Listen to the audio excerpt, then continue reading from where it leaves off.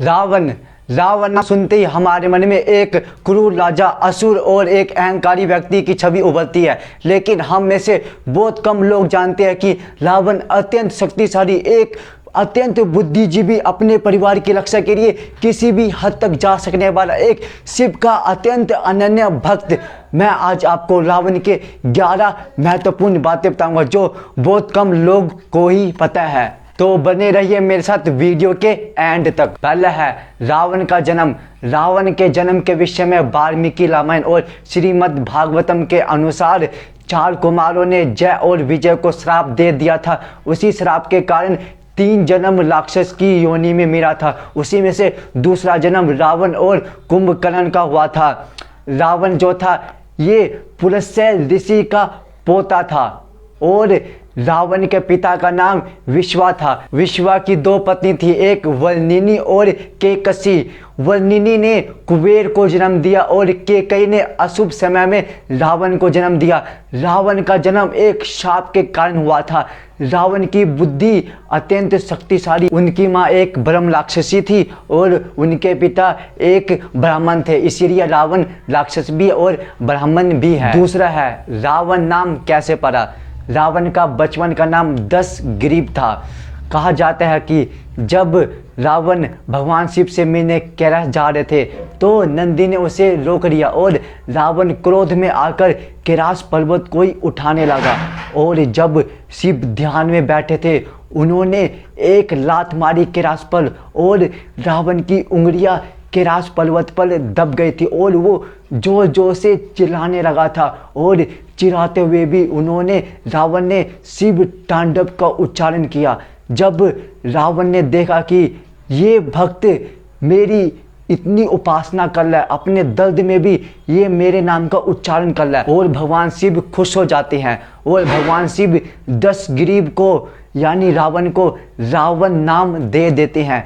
रावण का अर्थ होता है जोर से चिल्लाने वाला, और नाम सुनते ही रावण का दूसरों की आंखों में से आंसू आ जाना। तीसरा है रावण सबसे शक्तिशाली कैसे बना।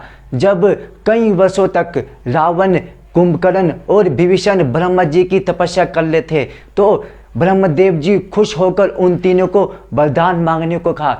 तो सबसे पहले विभीषण ने केवल भगवान की भक्ति ही मांगी और दूसरा कुंभकर्ण ने 6 महीने खाना और 6 महीने सोना ही मांग लिया। तीसरा रावण ने कहा कि मेरी मृत्यु कभी ना हो, मैं मृत्यु को अपने वश में करना चाहता हूँ।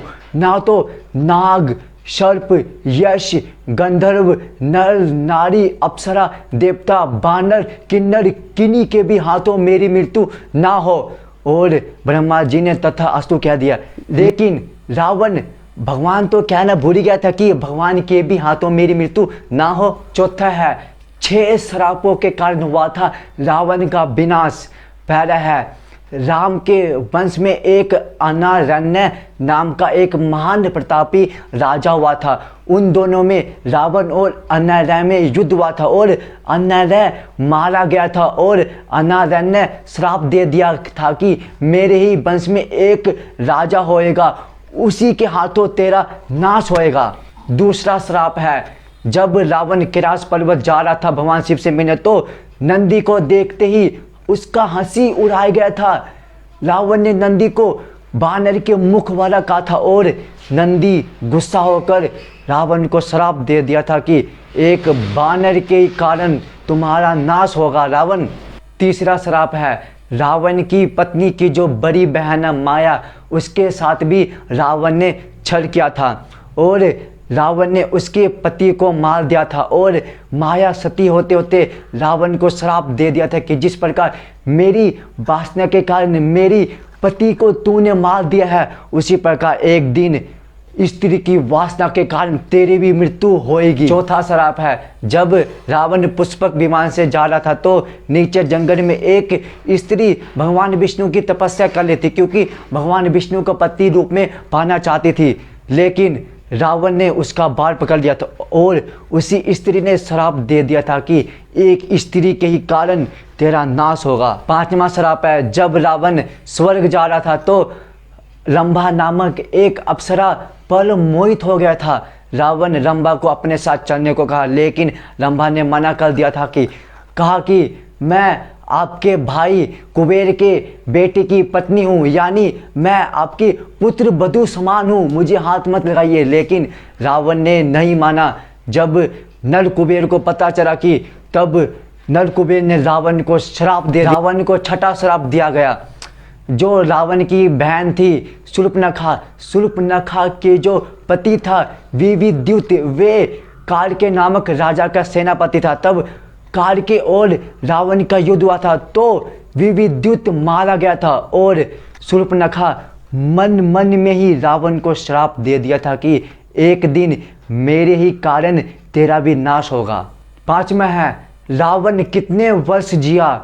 कहा जाता है कि उसने अपने जिंदगी में जितनी बार भी तपस्या की उसका अधिकतम समय 10,000 वर्ष थी, अर्थात उसकी प्रत्येक तपस्या 10,000 वर्ष लेती थी। इस प्रकार यदि सोचा जाए तो रावण की आयु कई लाखों वर्ष थी। रावण के समकालीन राजेश्वर चक्रवर्ती सम्राट 25वें सतयुग में थे, अर्थात रावण की मृत्यु 28वें सतयुग में हुई थी। इससे पता चलता है कि रावण कई युगों तक जिया था। रावण का शासन 72वें चौकसी में शासन किया था, अर्थात 400 वर्ष का एक चौकसी होता है, और हम कह सकते हैं कि रावण 28,800 वर्ष तक तो लंका पर ही शासन किया था। छठा है रावण के पास कितनी शक्ति थी। जब मेघनाथ का जन्म हो रहा था तब रावण चाहता था कि सभी 9 ग्रह 11वें स्थान पर आ जाए, ताकि उनके बेटे हमेशा के लिए अमर हो जाए, यानी सभी नवग्रह एक लाइन से हो जाए। लेकिन शनिदेव ने ऐसा नहीं होने दिया था और रावण को गुस्सा आ गया और रावण ने शनिदेव पर आक्रमण किया और रावण ने सभी 9 ग्रह को बंदी बना लिया था। कहते हैं कि रावण के पास इतनी शक्ति थी कि रावण समुद्र को भी हिला सकता था। कहा जाता है कि रावण ने एक बार तो मृत्यु के देवता यमराज को भी हरा दिया था। रावण ने कई देवताओं को भी हरा दिया था। साथ में है रावण सर्वज्ञानी था। रावण के पास 6 शास्त्र और 4 वेदों का ज्ञान था। रावण के पास उच्च दर की नीतियां भी थी और रावण कई श्लोकों को लाखों वर्ष तक भी याद रख सकता था। रावण के पास ब्रह्म बुद्धि भी थी और रावण को माता सरस्वती के जैसे बीना भी बजाना आता था। 8वां है रावण ने मरते हुए लक्ष्मण को कहे 3 बात।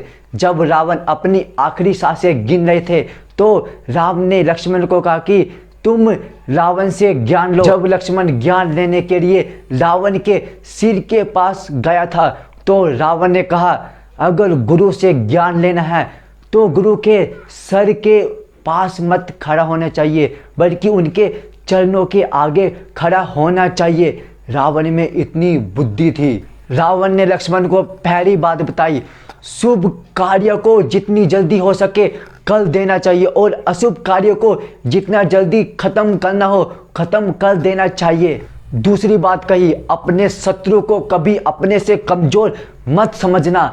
मैंने भी इन बानर और भालू को कमजोर समझा और इन भालू और बानर ने मेरी सारी सेना को ही खत्म कर दिया। और तीसरी बात बताई, अपने जीवन का कोई भी राज हो तो किसी को नहीं बताना चाहिए।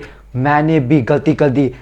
विभीषण को पता था कि मेरी मृत्यु कैसे होगी। 9वां है रावण को लंका कैसे मिला। जब रावण तपस्या करके अत्यंत शक्तिशाली हो गया था तो कई राज्यों को हरा दिया था और रावण ने अपने ही भाई कुबेर से सोने की लंका छीन लिया था और कुबेर से पुष्पक विमान भी छीन लिया था। और पुष्पक विमान के बारे में कहा जाता है कि पुष्पक विमान कई आकारों में भी बदला जा सकता था और पुष्पक विमान मन की गति से चलता था। 10वां है, एक बार रावण ने की थी राम की मदद। जब समुद्र में सेतु का निर्माण हो रहा था तब राम जी चाहते थे कि एक बार हमें शिव जी की यज्ञ करना चाहिए और शिव से प्रार्थना करना चाहिए, लेकिन इस यज्ञ के लिए एक ब्राह्मण और महाज्ञानी वाले व्यक्ति की आवश्यकता होगी। आसपास कोई नहीं था, केवल रावण ही ऐसा कर सकता था, रावण ही यज्ञ को संपन्न कर सकता था। और राम ने रावण को इस यज्ञ में आने का न्योता भेजा और रावण ने स्वीकार कर लिया था, क्योंकि रावण शिव का भी बहुत बड़ा भक्त था। रावण अपने धर्म पर भी चलता था। 11वां है, एक यज्ञ के द्वारा हो सकती थी रावण की युद्ध में जीत। जब रावण की सभी सेनापति भाई बंधु मारे गए थे तब अंत में रावण एक यज्ञ कर रहा था। उस यज्ञ के द्वारा रावण युद्ध में विजय हो सकता था, लेकिन राम की सेना ने ऐसा नहीं होने दिया। इससे हमें सीख मिलती है कि हमेशा सत्य की जीत होती है। असत्य चाहे जितनी भी शक्तिशाली हो, लेकिन जीत तो सत्य की होती है। श्री राम जी कहते हैं कि अंधकार के बाद उजाला जरूर होता है, यानी सूरज जरूर निकलता है। तो ये वीडियो आपको कैसे लगी? अच्छी लगी तो लाइक कर देना।